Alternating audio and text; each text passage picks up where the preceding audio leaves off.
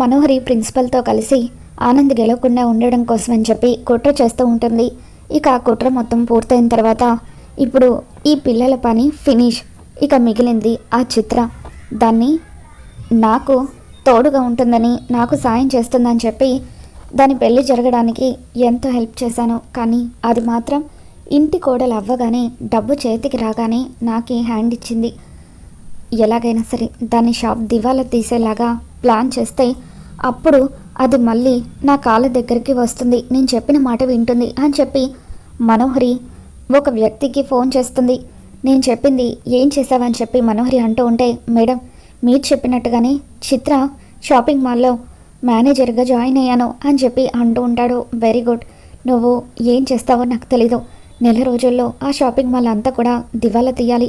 అక్కడికి కేవలం దోమలు, ఈగలు తప్ప కస్టమర్స్ రాకూడదు అని చెప్పి అంటూ ఉంటే, అదంతా నేను చూసుకుంటాను కదా మేడం, నెల రోజులు కాదు 10 రోజుల్లోనే షాపు దివాలా తీసేలాగా నేను ప్లాన్ చేస్తాను అని చెప్పి అతను అంటూ ఉంటే, వెరీ గుడ్ అని చెప్పి మనోహరి ఫోన్లో మాట్లాడుతూ ఉండగా అప్పుడే అక్కడికి అమర్ పిల్లల్ని బాగీని తీసుకుని అక్కడికి వస్తాడు. మనోహరి అంటూ అమర్ గట్టిగా అరుస్తాడు.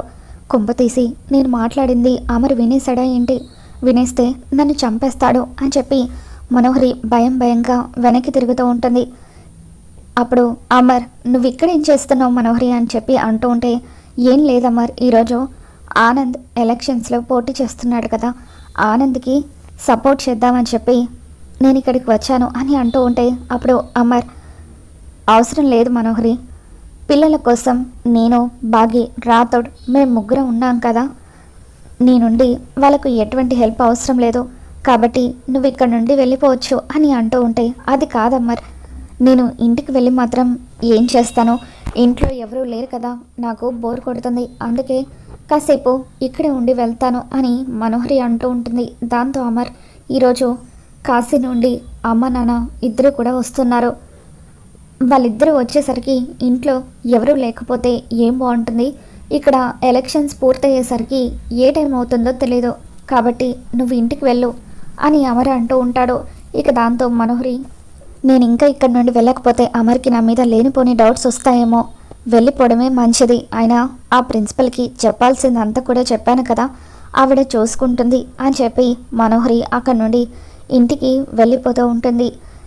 ఈ మనోహరిని ఆయన పంపించేసి చాలా మంచి పని చేశారు, లేకపోతే పిల్లల్ని ఏదో ఒక విధంగా డిస్టర్బ్ చేసి వాళ్ళ కాన్ఫిడెన్స్ లెవెల్స్ అన్నీ కూడా పోగొడుతుంది అని బాగి మనసులో అనుకుంటుంది.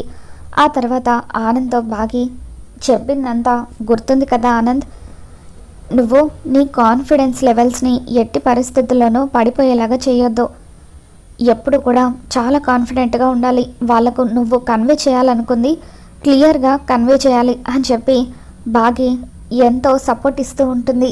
ఇంతలో అమర్కి ఫోన్ రావడంతో అమర్ పక్కకు వెళ్ళి ఫోన్లో మాట్లాడుతూ ఉంటాడు. అప్పుడు బాగి అమ్ముతో ఆకాష్తో మీ ఇద్దరు కూడా ఆనంద్కి ఓట్స్ వేస్తున్నారు కదా, సపోర్ట్ చేస్తున్నారు కదా అని అంటూ ఉంటే, లేదు మిస్ అమ్మ అని అమ్ము అంటూ ఉంటుంది.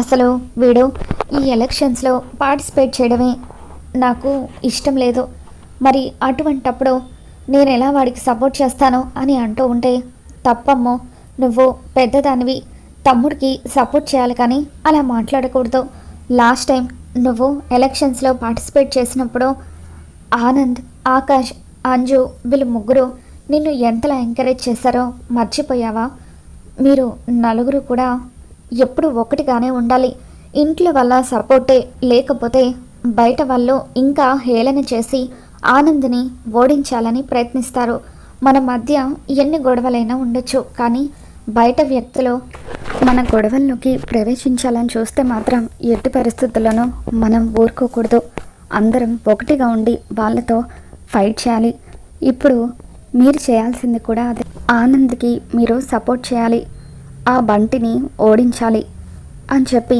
బాగి పిల్లలందరికీ కూడా ధైర్యం చెప్తూ ఉంటే, చాలా థ్యాంక్స్ మిస్ అమ్మ, మా తప్పు మేము తెలుసుకునేలాగా చేసావో అని చెప్పి అమ్మో ఆకాష్ ఇద్దరు కూడా బాగీకి సారీ చెప్తూ ఉంటారు. ఆ తర్వాత నలుగురు పిల్లలు బాగీని హక్ చేసుకొని, అలాగే మిస్ అమ్మ, నువ్వు చెప్పినట్టుగానే ప్రతిదీ కూడా ఫాలో అవుతాము అని అంటూ ఉంటే, ఫోన్ మాట్లాడి అమర్ అక్కడికి వచ్చేసరికి పిల్లలు ప్రేమగా బాగిని హక్ చేసుకోవడం చూసి చాలా హ్యాపీగా ఫీల్ అవుతూ ఉంటాడు. గతంలో ఆరు కూడా పిల్లల మధ్య ఎటువంటి గొడవలు వచ్చినా సరే ఇలాగే తను వాళ్ళందరినీ మళ్ళీ ఒకటి చేసేదన్న విషయాన్ని గుర్తు చేసుకొని అమర్ ఆనందపడిపోతూ ఉంటాడు. కొద్దిసేపట్లో ఎలక్షన్స్ మొదలవబోతున్నాయి. ఇప్పుడు బంటి ఆనంద్ ఇద్దరూ కూడా వచ్చి మాట్లాడండి అని ప్రిన్సిపల్ మేడం పిలుస్తూ ఉంటే అప్పుడు ఆనంద్ తనకు ఓటు వేస్తే ఏ సబ్జెక్ట్స్లో అయితే పిల్లలకు తక్కువ మార్క్స్ వస్తున్నాయో వాళ్ళను ఆ సబ్జెక్ట్స్లో ఇంప్రూవ్ అయ్యేలాగా చేస్తానని చెబుతూ ఉంటాడు. బంటి మాత్రం నన్ను గెలిపిస్తే మీకు చాక్లెట్లు బిస్కెట్లు ప్రతిరోజు కూడా కొనిస్తాను అని చెప్పి అంటూ ఉంటాడు. మనోహరి ఇంటికి వెళ్ళిన తర్వాత తను ఏర్పాటు చేసిన సీక్రెట్ కెమెరా ద్వారా ఆనంద్కి ఎక్కువ ఓట్స్ వస్తున్నాయన్న విషయాన్ని తెలుసుకుంటుంది. వెంటనే ప్రిన్సిపల్కి ఫోన్ చేస్తుంది.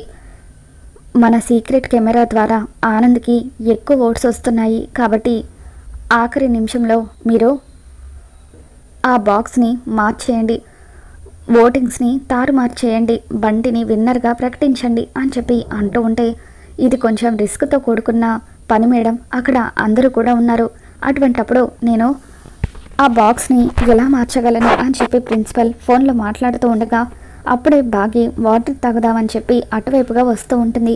తనకు బాగా ఎక్కిళ్ళు వస్తూ ఉండడంతో వాటర్ తాగుదామని అటువైపు వచ్చేసరికి ప్రిన్సిపల్ ఫోన్లో మాట్లాడేదంతా కూడా బాగి వినేస్తుంది. ప్రిన్సిపల్ మేడం, మీకు ఎంత డబ్బు కావాలంటే అంత డబ్బు ఇస్తాను, ఆనంద్ ఓడిపోయేలాగా చేయండి అని మనోహరి అంటూ ఉంటుంది. దాంతో సరే మేడం, మీరు డబ్బు ఇస్తాను అంటున్నారు కాబట్టి నేను రిస్క్ చేసి బంటి గెలిచేలాగా చేస్తాను, మీరు చెప్పినట్టుగానే ఆ బాక్స్ని మార్చేస్తాను అని చెప్పి ప్రిన్సిపల్ కుట్ర చేస్తూ ఉండడంతో ఇక ఆ కుట్ర తెలుసుకున్న బాగి ప్రిన్సిపల్ మార్చేసిన ఆ బాక్స్ని మళ్ళీ మార్చేస్తుంది. ఇక అక్కడున్న టీచర్స్ కొంతమంది ఓట్స్ కౌంట్ చేస్తూ ఉంటారు. ఇక ఆఖరి నిమిషంలో ఆనందని విన్నర్గా ప్రకటించడంతో ప్రిన్సిపల్ ఒక్కసారిగా షాక్ అవుతూ ఉంటుంది.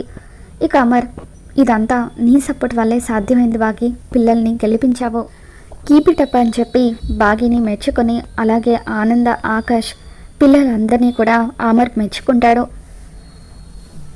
ఈ సండే మీ అందరినీ కూడా నేను ఔటింగ్కి తీసుకువెళ్తాను అని చెప్పి అమర్ చెప్పడంతో పిల్లలు థ్యాంక్స్ డాడ్ అంటూ చాలా హ్యాపీగా ఫీల్ అవుతూ ఉంటారు.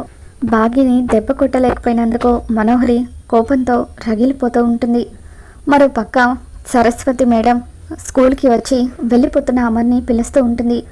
ఇక సరస్వతిని చూడగానే అమర్ ఒక్కసారిగా షాక్ అవుతూ ఉంటాడు. సరస్వతి మేడం, మీరు ఇన్ని రోజులు ఏమైపోయారు, అసలు ఆ రోజు మిమ్మల్ని చంపాలని ప్రయత్నించింది ఎవరు అని అమర్ మాట్లాడుతూ ఉంటే ఈరోజు మీతో నేను అన్ని విషయాలను చెప్తాను అమరేంద్ర గారు. మీ ఇంట్లో ఉంటున్న మనోహరి అస్సలు మంచిది కాదు, అరుంధతి చావు కూడా తనే కారణం అని చెప్పి సరస్వతి మేడం అమర్కి మనోహరి కుట్రల గురించి మొత్తం కూడా చెప్పేస్తూ ఉంటుంది. ఇక దాంతో కాస్త దూరం నుండి బాగి కూడా సరస్వతి చెప్పిన మాటలన్నీ కూడా వినేస్తూ మొత్తానికి ఈరోజు ఆయన మనోహరి కుట్రలన్నిటి గురించి కూడా తెలుసుకుంటున్నారు, చాలా సంతోషంగా ఉంది అని చెప్పి బాగి కూడా అక్కడికి వస్తుంది. సరస్వతి మేడం చెప్పిందంతా కూడా నిజమే అండి, ఇదంతా నాకు ఎప్పుడో తెలుసు, కానీ మనోహరి అక్క ఫ్రెండ్ కాబట్టి నేను చెప్పినా కూడా మీరు ఆ మాటలు నమ్మరు, పైగా తన కుట్రలో నిరూపించడానికి నా దగ్గర ఎటువంటి సాక్ష్యాలు లేవో, అందుకే మీకు నేను చెప్పలేకపోయాను అని బాగి అంటూ ఉంటుంది. ఇక నిజం తెలుసుకున్న అమర్ ఒక్కసారిగా కుప్పకూలిపోతూ ఉంటాడు. మనోహరి నాకు ఇంత ద్రోహం చేసిందా అని చెప్పి అమర్ బాధపడుతూ ఉంటే అప్పుడు సరస్వతి మేడం, అవును అమరేంద్ర గారు, ఇన్ని రోజులుగా ఈ విషయాలని మీకు చెప్పాలని ఎంతగానో ప్రయత్నించాను, అప్పుడు మనోహరి నన్ను చంపాలని ఎన్నోసార్లు ప్రయత్నించింది అని చెప్పి సరస్వతి చెబుతూ ఇదంతా మిమ్మల్ని దక్కించుకోవడానికే మనోహరి ఇలా చేస్తుంది, అంతేకాదు మనోహరికి రణవీర్తో పెళ్ళి కూడా అయిపోయింది అని చెప్పి రణవీర్ మనోహరి ఇద్దరు భార్యాభర్తలన్న విషయం సరస్వతి మేడం బయట పెట్టడంతో ఇక అప్పుడు అమర్ నా కుటుంబానికి ఇంత ద్రోహం చేసిన ఆ మనోహరిని విడిచిపెట్టను, తను ఎలాగైతే నమ్మించి నన్ను మోసం చేసిందో తన దారిలోనే నేను కూడా వెళ్తాను, ప్రతిరోజు కూడా తనకి నరకం చూపిస్తూ ఎందుకు నా ఆరుని చంపేశానని తను ప్రతిరోజు కూడా బాధపడేలాగా చేస్తాను, ఇప్పటి నుండి మనోహరితో నా ఆట మొదలవబోతుంది అని చెప్పి అమర్ అంటూ ఉంటాడు. మరి రాబోతున్న ఎపిసోడ్లో ఏం జరగబోతుందో మళ్ళీ మన ఛానల్లో తెలుసుకుందాం. ఈ వీడియో మీకు నచ్చినట్లయితే లైక్ చేయండి.